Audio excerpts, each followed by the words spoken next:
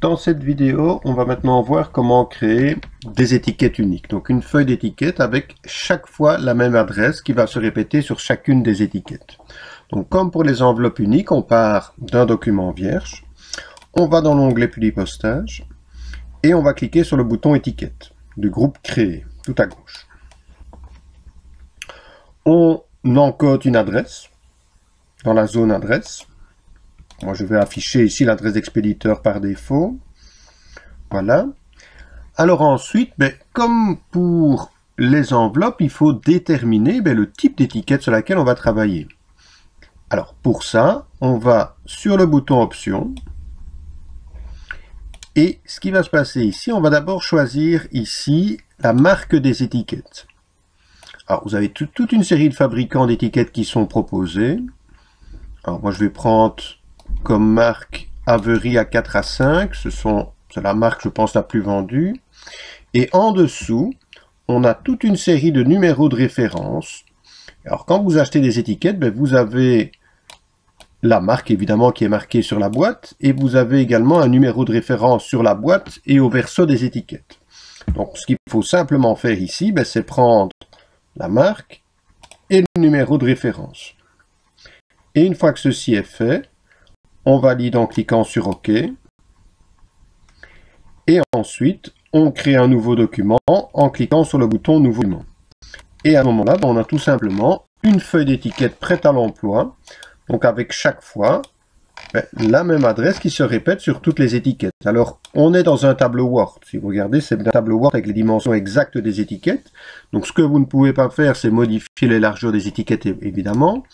Par contre, rien ne vous empêche de modifier la disposition du texte, l'apparence du texte.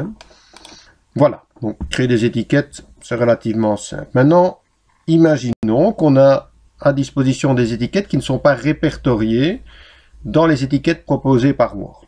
Donc je vais en recréer une feuille blanche, donc Publipostage, étiquette, je tape mon adresse et je vais dans les options. Donc j'imagine que la référence de mes étiquettes n'est pas proposée ici. Donc ce que je dois faire, c'est aller sur Nouvelle étiquette, donner un nom à mes étiquettes, prendre ma latte et effectuer toutes les mesures adéquates.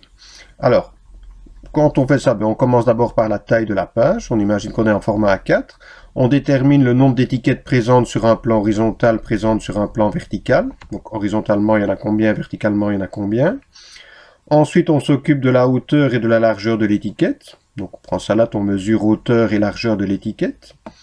Et puis on s'occupe seulement de l'autre côté. Alors de l'autre côté, on a la marge supérieure. Il vous montre ce que c'est ici. La marge supérieure, c'est la distance entre le haut des premières étiquettes et le haut de la feuille qui supporte les étiquettes. Donc je prends ma latte, je mesure. La marge latérale, c'est la marge de côté.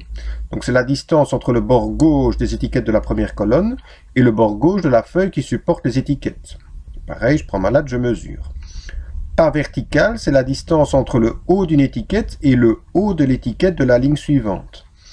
Pas horizontale, c'est la distance entre le bord gauche de l'étiquette et le bord gauche de l'étiquette de la colonne suivante.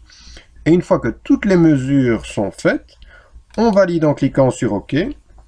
À ce moment-là, Word va rajouter vos étiquettes dans la rubrique Autres personnalisées. Donc ça veut dire qu'il ne faudra pas le refaire une deuxième fois. Les étiquettes seront disponibles. On confirme en cliquant sur OK. Et puis, comme tout à l'heure, nouveau document, créer votre feuille d'étiquette. Donc voilà, pour créer des étiquettes simples.